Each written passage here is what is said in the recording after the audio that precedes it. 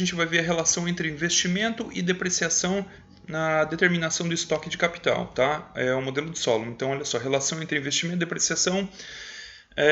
Vamos ver como que o investimento e a depreciação do próprio capital vai influenciar nos níveis de capital por trabalhador. Então a gente tem que o investimento ele vai crescer, só que a gente viu que ele cresce a taxas decrescentes, assim como o próprio capital, ele vai crescendo, mas em proporções cada vez menores. Isso significa que à medida que o investimento ele vai aumentando, tá? Isso mantendo-se constante o número de trabalhadores. Supondo que a população economicamente ativa de uma determinada nação, ela se mantém mais ou menos constante ao longo do tempo e a gente supõe para efeito didático que apenas os níveis de investimento vão crescendo à medida que o tempo passa. O que vai ocorrer com o crescimento da produção? Vai crescendo a taxas cada vez menores. Há crescimento ao longo do tempo? Sim. Só que aquela curva de crescimento como a gente já viu em gráficos anteriores, da produção, ela vai se achatando ao longo do tempo, ou seja, o produto cresce, porém a taxas decrescentes ao longo do tempo.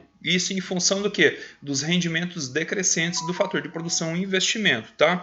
A depreciação é uma função linear. Ou seja, depreciação a gente já viu que significa o desgaste dos equipamentos produtivos ao longo do tempo, o desgaste do capital. Supondo um determinado bem, uma máquina, por exemplo, que tem uma vida útil de 20 anos, significa que em 20 anos ela já perdeu todo o seu valor.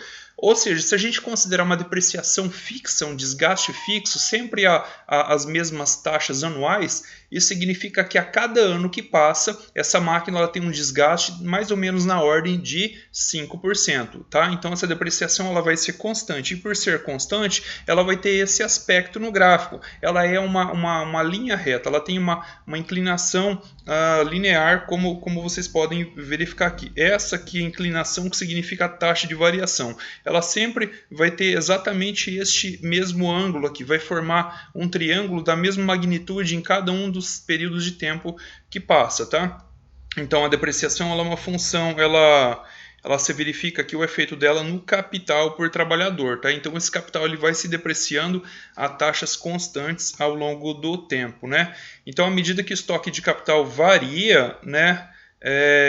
As variações ocorrem no investimento e na depreciação do estoque de capital. A gente já viu que se o investimento variar positivamente, o estoque de capital por trabalhador também varia positivamente, só que a taxas decrescentes, tá?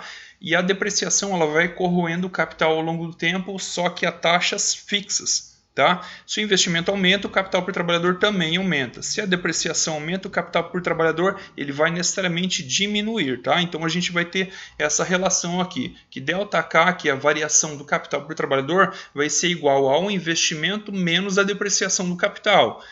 Também a gente pode representar dessa maneira aqui, que ΔK, ou seja, a variação do capital por trabalhador, vai ser SF de K, ou seja, uma função do quê? Da própria taxa de poupança por trabalhador. Como porque já vimos em vídeos anteriores que todo o dinheiro poupado, uma hora ele vai se converter em investimento, ele vai ser necessariamente investido, tá? Então, o capital ele vai variar positivamente à medida que a taxa de poupança aumenta e ele vai diminuindo à medida que o tempo passa, né? Porque a depreciação é algo que não tem como excluir ela do capital. O capital ele vai corroendo, ele vai perdendo valor, vai se depreciando à medida que o tempo passa, tá? E a gente já viu que o produto por trabalhador, o Y, é uma função do próprio capital, ou seja, uma função da própria taxa de investimento, que por sua vez a gente já viu que é uma função da taxa de poupança ao longo do tempo.